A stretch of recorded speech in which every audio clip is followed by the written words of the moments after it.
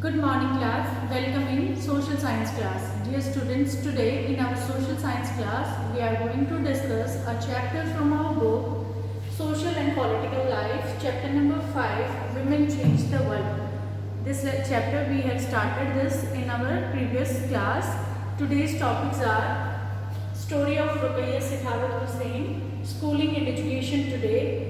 Table discuss करेंगे हम जिसमें दिखाया गया है average annual drop out rate in school education of 2014 and 15. Then है वुमेन्स मूवमेंट और वुमेन मूवमेंट की जो पार्ट है वो है campaigning, raising awareness, protesting and showing solidarity. So ये सब आज हम अपने क्लास में डिस्कस करेंगे. Let's start our discussion. So सबसे पहले जो हमारी स्टोरी है रुकैया सखावत हुसैन की and her dreams about lady land. Rukaiya Sakhawat Hussain जो है was born into a rich family who owned a lot of land. इनका जन्म जो है वो एक बहुत ही अमीर परिवार में हुआ जिनके पास बहुत सारी ज़मीन थी. Though she knew how to read and write Urdu, she was stopped from learning Bangla and English. Rokeya जो है उनको उर्दू लिखना और पढ़ना आता था बट उनको बांग्ला और इंग्लिश को पढ़ने से मना कर दिया गया. In those days, English was seen as a language that would expose girls to new ideas which people thought were not correct for them. क्योंकि उस टाइम में गर्ल्स को इंग्लिश नहीं पढ़ने के लिए दिया जाता था. उसका रीज़न था कि सोसाइटी ये सोचती थी कि अगर गर्ल्स इंग्लिश लैंग्वेज पढ़ेंगे तो उनको न्यू आइडियाज़ आएंगे जो कि सही नहीं है.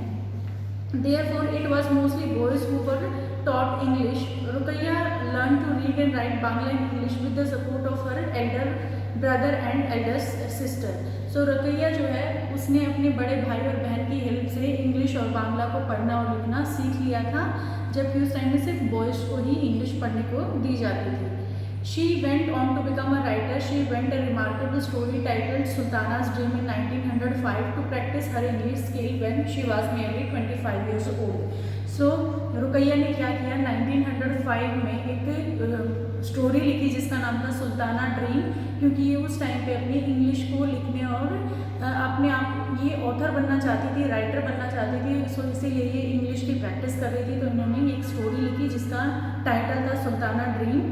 This story imagine a woman called Sultana who reach a place called lady land. इसमें एक लड़की होती है जिसका नाम है सुल्ताना. वो एक ऐसी जगह पर चली जाती है जो जिसको बोला जाता है lady land. So the Lady Land is a place where women had to freedom to study, work and create invention like controlling rain from the clouds and flying air cars. ये जो लेडी लैंड थी यहाँ पर girls को पढ़ने लिखने की permission थी. इसके साथ वो इनोवेशंस कर सकती थी, वो क्लाउड से रेन को रोक सकती थी, उसके साथ साथ वो कार भी हवा में उड़ा सकती थी. In this lady land, men had been sent into secularism. Their aggressive guns and other weapons of war defeated by the brain power of women. इस लेडी लैंड में जो बॉयज़ होते थे उनको सेक्युलरिज्म में एक सेपरेट अकेली जगह पर भेजा जाता था जहाँ पर वो अपने एग्रेसिव वेपन्स या गन्स के साथ फाइट करते थे और जिनके अपोजिशन में वुमेन जो होती थी वो अपने ब्रेन पावर से उनके साथ लड़ाई करती थी और जिसमें उनको डिफीट कर देती थी, हरा देती थी. As Sultana travel in Lady Land with sister Sara she awake to realise that she was only dreaming. और यहाँ पर जो सुल्ताना है वो अपनी सिस्टर सैरा के साथ ही इस जगह पे विजिट करती हैं. बट जल्दी ही रुकैया जो है उनकी नींद खुल जाती है और वो देखती है कि ये तो सिर्फ एक ड्रीम था, स्वप्न था. As you can see, Ruqayya Sakhawat Hussain was dreaming of women flying planes and cars even before girls were being allowed to go to school. This was the way in which education and learning had changed Ruqayya's own life. तो आप एक ऐसे time में जब women's को school नहीं भेजा जा रहा था, गर्ल्स को स्कूल नहीं जाने दिया जाता था, उस टाइम में रुकैया जो है इस तरीके के ड्रीम्स देख रही है कि कहाँ पर वो हवा में प्लेन्स को उड़ा रहे हैं और नए नए इनोवेशंस कर रहे हैं. इसी तरीके से जो एजुकेशन है उसने रुकैया की ज़िंदगी को तो बदला ही, बट ये चीज़ जो है वो यहीं तक लिमिटेड नहीं रही. Rokeya did not stop at getting education just for herself. Her education gave her the power not only to dream and write but also to do more to help other girls go to school and to build their own dreams. In 1910, she started a school for girls in Kolkata and to this day the school is still functioning. So वो सिर्फ अपनी education हासिल करने तक नहीं रुकी, उन्होंने दूसरी गर्ल्स को भी सपोर्ट किया और इसी सिलसिले में उन्होंने 1910 में कोलकाता के अंदर गर्ल्स के लिए एक स्कूल खोला जो कि आज भी फंक्शन करता है, जो आज भी चलता है. सो ये स्टोरी हुई हमारी रुकैया सखावत हुसैन की. अब बात करते हैं कि आज के सिनेरियो में जो schooling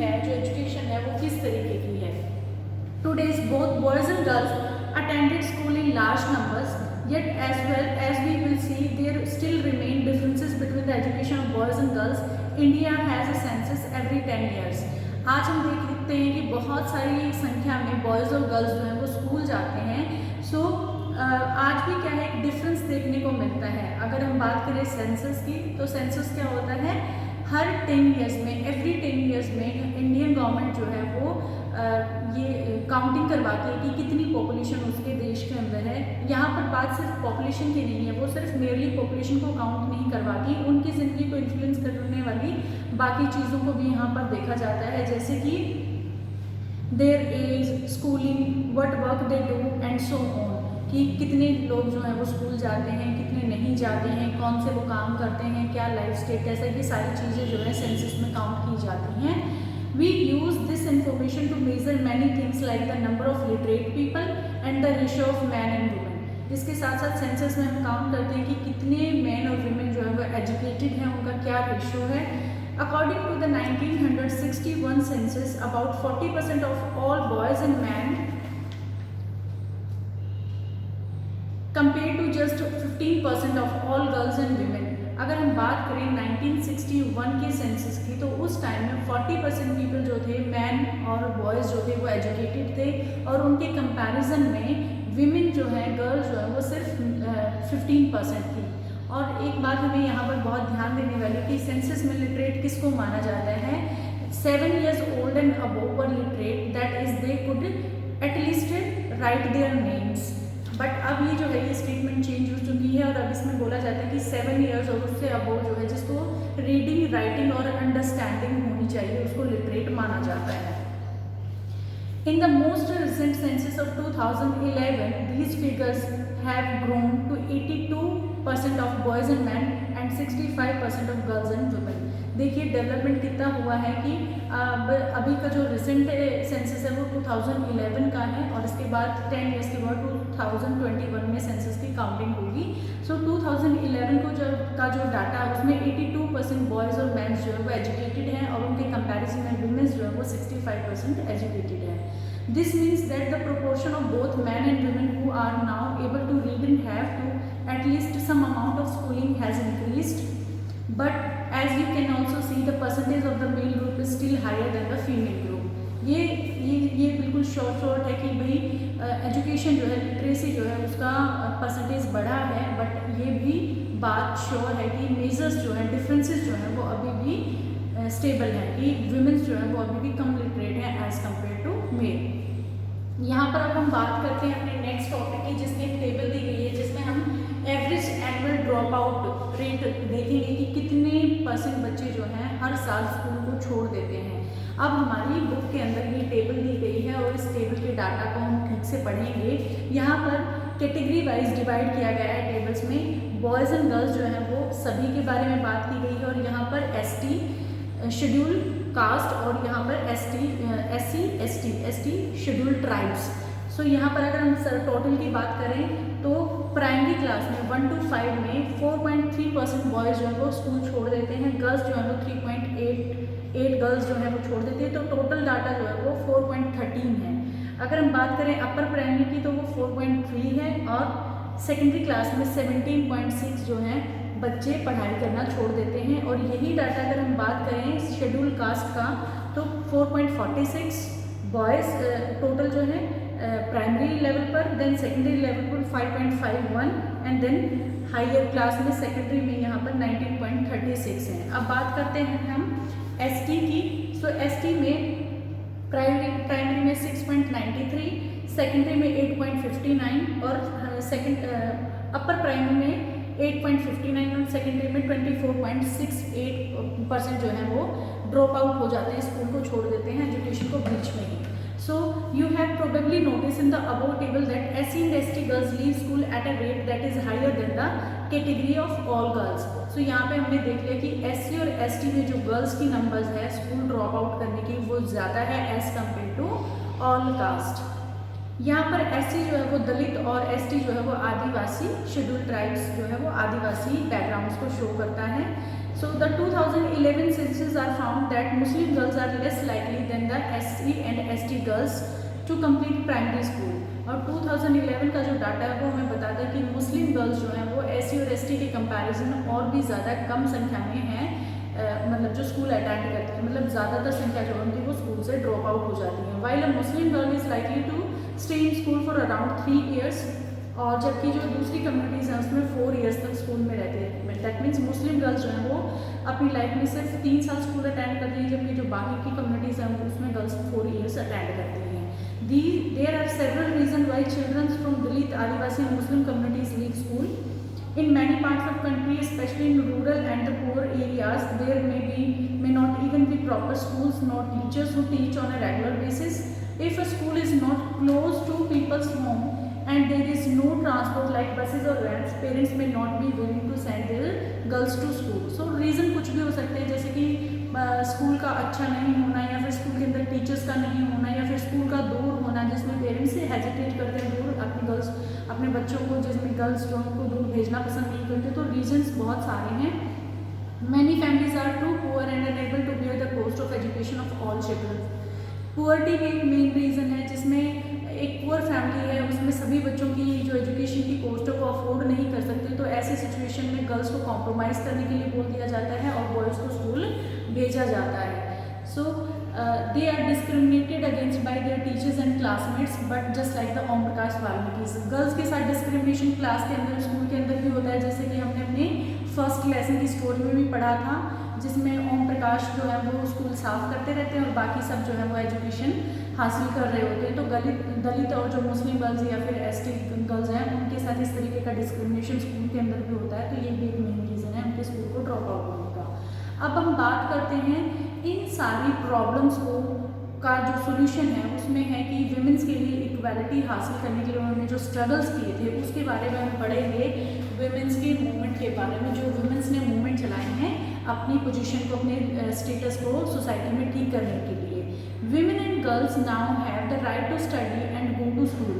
There are other spheres like the legal reform, violence and health where the situation of women and girls has improved. So अभी क्या है, विमेंस को और गर्ल्स को स्कूल जाने का अधिकार मिल गया है। इसके साथ साथ कुछ और भी स्फीयर्स हैं जहाँ पर उनको उनकी कंडीशन जो है वो अच्छी हुई है, जैसे कि हेल्थ जो है पहले से ज़्यादा गर्ल्स की हेल्थ को लेकर लोग कॉन्शियस हुए हैं। उसके अलावा है वॉयलेंसेस कम हुए हैं, लीगल रिफॉर्म्स हुए हैं जिसमें उनको काफ़ी सारे राइट्स जो हैं वो मिल गए हैं। These changes have not happened automatically. Women individually and collectively have struggled to bring about these changes. और ये चेंजेस आसानी से नहीं आए हैं। इसमें विमेंस ने इंडिपेंडेंटली भी, इंडिविजुअल तरीके से भी और कलेक्टिव होकर, साथ मिलकर, इकट्ठे होकर भी बहुत सारे मूवमेंट्स जो हैं वो चलाए हैं, बहुत ज़्यादा स्ट्रगल किया, उसके बाद भी फ्रीडम उन्हें मिलनी शुरू हुई है। This struggle is known as the women's movement, और इन्हीं स्ट्रगल्स को नाम दिया गया वुमेन्स मूवमेंट का। Individual women and women's organization from different parts of the country are part of the movement. Many men support the women's movement as well. So ये जो women's movement है उसमें बहुत सारे जो इंडिया के अलग अलग या दूसरे जो इंटरनेशनली भी आप कह सकते हैं women's जो हैं वो टेक पार्ट करती हैं, मतलब हिस्सा लेती हैं। उसके साथ मैन भी इसको सपोर्ट करते हैं। The diversity, passion and efforts of these involves make it is a very vibrant movement. और आपको पता है कि जब अलग अलग एरिया से लोग इसमें भाग लेंगे और सब अलग अलग एजुकेशन उनका होगा, रिलीजन्स अलग होंगे, तो कुल मिला के जो है वाइब्रेंट तरीके के वुमेन्स के मूवमेंट हो जाएंगे। Different strategies have been used to spread awareness, fight discrimination and seek justice. Here are some glimpses of this struggle. So ये जो विमेंस मूवमेंट है इनको सक्सेसफुल बनाने के लिए कई तरीके, कई वेज को यूज़ किया गया, जिनमें से कुछ के बारे में आज हम बात करेंगे। और जिनके बारे में बात करेंगे उनमें से है कैंपेनिंग करना, अवेयरनेस को फैलाना, प्रोटेस्ट करना, विरोध जताना और सॉलिडेरिटी शो करना, बंधुता को शो करना। अब हम बात करते हैं अपनी कैंपेनिंग की कि कैसे कैंपेन की जाती है। Campaigns to fight discrimination and violence against women are an important part of the women's movement. So सबसे मेन पार्ट जो है वो कैंपेन करना है। कैंपेन मतलब रैलियाँ निकालना, धरना प्रदर्शन करना, इस तरीके से। Campaigns have also led to new laws being passed. A law was made in 2006 to give women who face physical and mental violence within their homes, also called domestic violence, some legal protections. और इस तरीके से जब campaign चलाते हैं तो government के ऊपर प्रेशर आता है, और उसी प्रेशर में 2006 में एक लॉ पास हुआ जिसके तहत अगर फिजिकली और मेंटल गर्ल्स को टॉर्चर किया जाता है उनके घरों में, तो उसके अगेंस्ट उनको सेफ्टी दी जाएगी by the governments, by the law. Similarly, efforts made by the women's movement led the Supreme Court to formulate guidelines in 1997 to protect women against sexual harassment at workplace and within educational institutions. और इसी तरीके की एक और campaign ने supreme court के ऊपर pressure डाला या उनको अवेयर करवाया कि हमें वर्क प्लेस पे सेक्सुअली हराश किया जाता है, फिजिकली जो है हमारे साथ वायलेंस होती है, साथ ही सेक्सुअल भी वायलेंस होती है। तो उसके अगेंस्ट भी ये सुप्रीम कोर्ट ने एक रूल बना दिया, और जो कि 1997 में उसकी गाइडलाइंस आई थी कि आप वहाँ वर्क प्लेस पे विमेंस को सेफ्टी प्रोवाइड की जाएगी। In the 1980s, for example, women's group across the country spoke out against dowry death, cases of the young brides being murdered by their in-laws or husbands greedy for more dowries। अब ये देखते हैं कि 1980s में women's ने जो है वो काफ़ी मूवमेंट्स चलाए, जिसमें मेन जो टॉपिक था वो था डॉरी के बारे में, कि डॉरी डेथ्स, कि जो न्यूली ब्राइड्स होती हैं उन पर बहुत से जो है डॉरी लाने का जो प्रेशर होता है उसमें उनको मार दिया जाता है, जला दिया जाता है और उनकी डेथ हो जाती है, उनके इन लॉज के द्वारा ऐसा कर दिया जाता है। So they did so by coming onto the street, approaching the courts and by sharing information. Eventually, this became a public issue in the newspaper and the society, and the dowry laws were changed to punish families who seek dowry. और ये women's के movement जो है ये इतने large scale पे होने लगे, उन्होंने इसके लिए स्ट्रीट में उतर गए या फिर उन्होंने अपनी मूवमेंट्स के जो भी एक्सपीरियंसेस थे उनको शेयर किया, और कुल मिला के ये उस टाइम में एक पब्लिक या न्यूज़पेपर्स का जो है एक मेन टॉपिक बन गया, और इसी सिलसिले में डॉरी केसेस जो हैं वो कम होने शुरू हो गए और इनके अगेंस्ट जो है वो लॉ बनने स्टार्ट हुए। यहाँ पर हमारी बुक के अंदर एक इमेज दी गई है कि यहाँ पर एक लेडी जो है वो सुप्रीम कोर्ट की स्टेप्स पर स्टेयर्स पर बैठी हुई है, जिनका नाम है सत्यारणी। ये जो है वो एक एक्टिव मेंबर है एक विमेंस के मूवमेंट की, और इनका क्या रीज़न है कि ये ऐसा हुआ इनके साथ। She is sitting on the step of the Supreme Court surrounded by the legal files gathered during the course of a long legal battle to seek justice for her daughter who was murdered for the dowry. इनकी जो अपनी बेटी थी उनको डोरी के लिए ही मार दिया गया था, और ये उसी की फाइलें जो है इनका ढेर लगा के यहाँ पर, इसी तरीके से जो और लड़कियाँ उनकी भी फाइल्स यहाँ पर हैं वो बैठी हुई है सुप्रीम कोर्ट के सामने इस उम्मीद में कि उनको न्याय मिलेगा। अब बात करते हैं हम रेजिंग अवेयरनेस के बारे में, ज्ञान को फैलाने की बात कर रहे हैं कि an important part of the women's movement work is to raise public awareness on women's right issues. Their message has been spread through the street plays, songs and the public meetings. So ये women movements के जो भी members होते हैं वो awareness को कैसे फैलाते हैं, women's के बारे में जागरूकता कैसे लाते हैं, वो प्लेस करते हैं स्ट्रीट्स में जाके, नुक्कड़ नाटक जिनको बोला जाता है, या फिर वो गानों के हेल्प से गीत, लोकगीत गाए जाते हैं, या फिर पब्लिक मीटिंग्स की जाती हैं। तो इस तरीके से women's के राइट के बारे में, विमेंस के अगेंस्ट होने वाले जो भी वायलेंसेस हैं उनके बारे में जो है अवेयरनेस को फैलाते हैं। अब बात करते हैं प्रोटेस्टिंग की। The women's movement raising its voice when violence against women take place, और for example when a law or policy acts against their interest, public rallies and demonstrations are very powerful way of drawing attention to the injustice. अब इसके साथ साथ अगर कभी भी कोई भी ऐसा लॉज या कोई ऐसी पॉलिसीज़ आती है जो कि विमेंस के अगेंस्ट है, तो उस बारे में भी जो विमेन मूवमेंट्स के मेंबर्स हैं वो रैलीज निकालते हैं या फिर डेमोन्स्ट्रेशंस करते हैं। देखिए यहाँ पर एक हम पिक्चर्स देखते हैं कि कैसे रेजिंग अवेयरनेस में कैसे वो नुक्कड़ नाटक कर रहे हैं यहाँ पर ढोल बजाकर, और यहाँ पर कैसे प्रोटेस्ट किया जा रहा है, धरना दिया जा रहा है, रैलीज निकाली जा रही है, जो भी विमेंस के अगेंस्ट जो भी पॉलिसीज़ या लॉज होते हैं या फिर उनको कोई भी चीज़ ठीक नहीं लगती है तो उसके लिए कैसे प्रोटेस्ट किया जाता है। अब हम बात करते हैं showing the solidarity.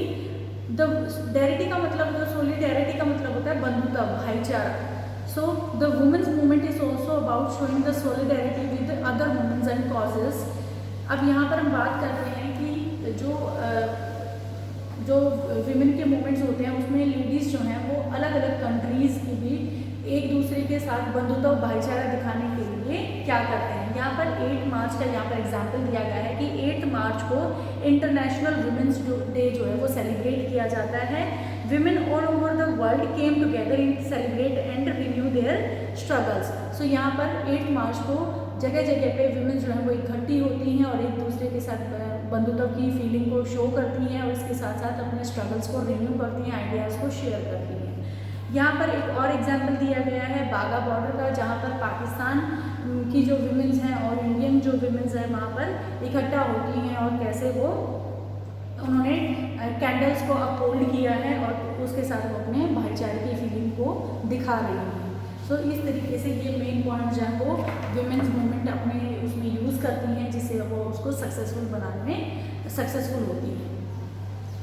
So dear students, this chapter is finished. Let's discuss what we have done today. We have discussed about the story of Ruqaiya Sakhawat Hussain, कैसे उन्होंने जब 1905 के टाइम पे कैसे उन्होंने स्टोरी लिखी जब उनको पढ़ने भी नहीं दिया जाता था, और उसके बाद हमने देखा कि आज के टाइम में कैसे सभी बच्चे और गर्ल्स जो है वो स्कूल जाते हैं, बट अभी भी एक डिफरेंट जो है वो देखने को मिलता है। नंबर्स ऑफ मेल जो है वो स्कूल ज़्यादा जाते हैं और नंबर ऑफ गर्ल्स जो है वो लेस जाते हैं स्कूल में। उसके बाद हमने एवरेज जो एनुअल ड्रॉप आउट्स थे वो उनको डिस्कस किया 2014 और 15 का ये जो डाटा था। उसके बाद हमने इसी में बात की थी कि जो सेंसस है वो काउंट होता है वो एवरी 10 ईयर्स जो है उसके बाद इंडियन गवर्नमेंट सेंसस करती है। विमेंस मूवमेंट जो है विमेंस स्ट्रगल करती है इक्वालिटी करने पाने के लिए और अपनी जो सोसाइटी में कंडीशन है उसको इम्प्रूव करने के लिए कैसे विमेंस जो है वो स्ट्रगल करती हैं और उसके क्या वेज हैं।